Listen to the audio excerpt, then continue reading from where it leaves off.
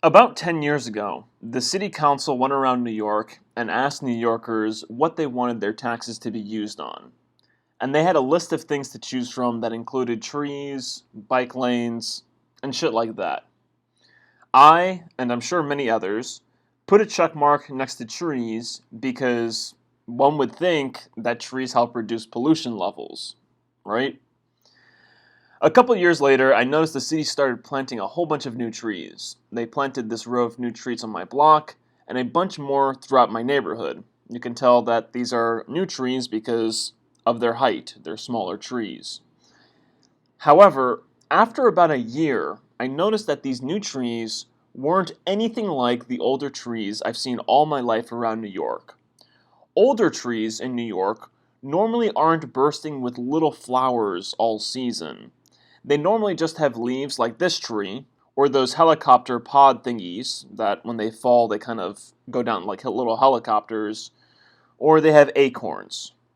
But these new trees are covered in these little flower things that aren't really flowers and that produce a shit ton of pollen. And now, every spring to early summer, till actually about I'd say at least July, probably mid-July, New York is covered in thick yellow pollen, something that didn't happen like 10 to 15 years ago. And within the last few years, I'd say within the last 5 years, people who have never had asthma and who weren't known for having allergies now suddenly have asthma and allergies. So I decided to look into this, and I came across this article from The Guardian titled, "How Urban Planners' Preference for Male Trees Has Made Your Hay Fever Worse," and it is subcaption, "Horticulturalists Urge Better Sex of City Trees to Mitigate Rising Asthma and CO2 Pollution Levels."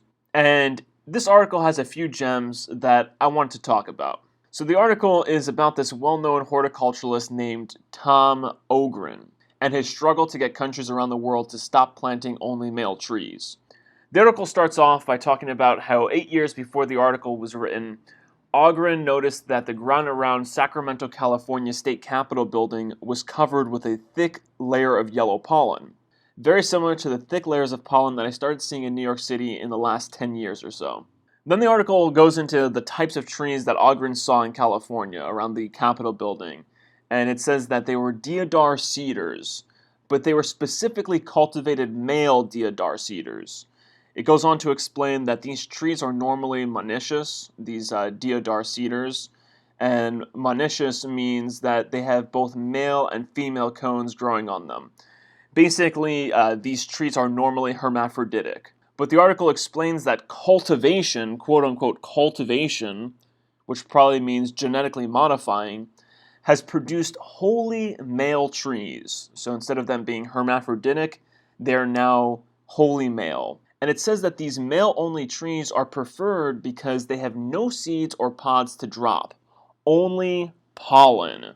And then the article says this little gem. It says, growers breeding of purely male deodar trees had created, said Ogren, quote, something that doesn't even exist in nature. And this brings me to a point that I have made in several of my older videos, which is that these people, whom we've allowed to rule over us like tyrants, have created an artificial world that forces us to live artificial lives, and that requires us to be dependent on their system. And they continue to make the world more artificial so that we are more dependent on their systems. And the worst part is that they've convinced us that this is the best system in all of human history. And then the article has this other great gem. It says, Ogren said he had seen similar pollen-coated cityscapes in Christchurch, New Zealand, London, United Kingdom, and all over Canada. Everywhere I've gone, same situation. And this shows us how massive this operation is. Notice all the places that he mentioned are also all Western countries. Maybe he doesn't go to non-Western countries though. But I'm sure that a similar thing is being done in these non-Western countries.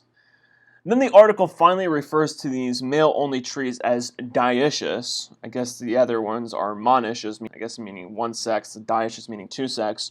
And then he explains how these dioecious trees add to the allergy effect.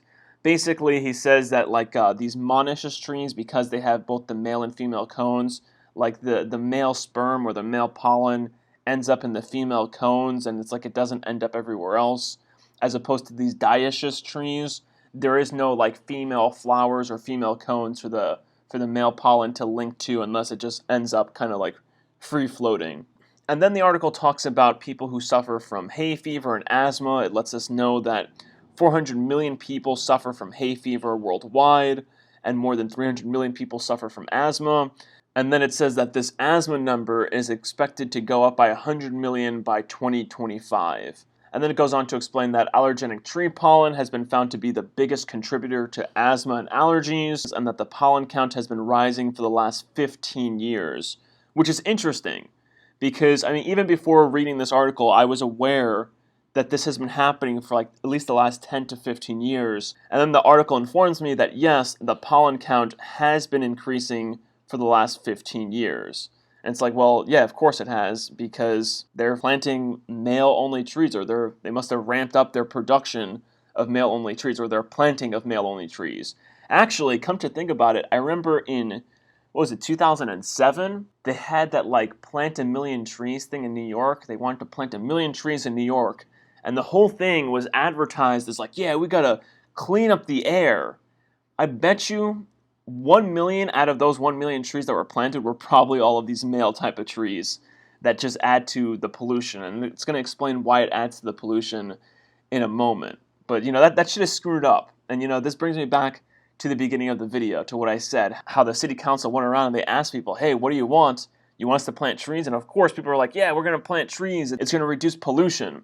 But it actually increases pollution. I'm going to show you how it does that in a second. Then the article, unfortunately, before explaining the pollution-pollen connection, it goes into Ogren's struggle to get this changed. It mentions how the problem is going largely unaddressed despite Ogren's efforts and despite the easy solution of planting different trees. Like, you know, it's like, hey, look, you know, this problem, even though it has an easy solution, nothing's really being done. I mean, Ogren has been going around and petitioning governments in different places for a long time, the article reveals, but only a couple of like counties have really done anything about it. But I mean, they're probably barely doing anything about it. You know, they're just doing a little bit about it. So clearly, like Tom and the author, they don't realize that, yeah, you know, it's an easy solution. Nothing's being done about it. Why? Well, because it's intentional. It's not as they say. They're going to say later on in the article, like it actually goes on to explain 2 reasons for why this is being done. It says that in the 1949 USDA Yearbook of Agriculture, the USDA said, quote, when used for street planting, only male trees should be selected to avoid the nuisance of seed. So in 1949, the USDA said, oh yeah, we're only going to use male-only trees because the seeds are just such a nuisance. Oh, what a nuisance those seeds are. Forget about all the litter and shit that people have in the city. But, you know, let's care about the seeds. So then the second reason that they give for male-only trees being used so frequently is because in the 1960s, there was a Dutch elm disease that wiped out a large portion of American elm trees, and the government ordered more than 100 varieties of male maple clones to replace them. And since cloning proved to be a quicker way to grow trees, male clones have since dominated tree nurseries. So that's what the article says. And then the article finally says this important stuff about the relationship between air pollution and pollen. And it says, studies have shown that air pollution particles attach to pollen grains, which causes the powdery substance to shatter into still tinier pieces. When that happens, the inside of the pollen grain is exposed, and that's 10 times more allergenic than the outside, explained Ogren.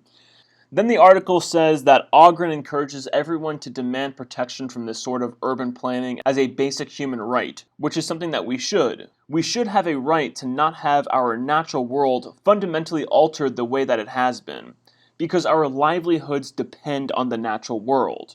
And I don't just mean like our livelihood in terms of our allergies and asthma.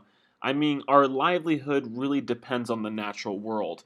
See, this is what I think is really happening. I think that there's multiple layers to this. I think, of course, one layer to this is pharmaceutical companies and the whole medical industry makes a ton of money off of people having allergies and asthma. So a conspiracy theorist could say there's that one reason for this, and this is kind of like the Afghan war.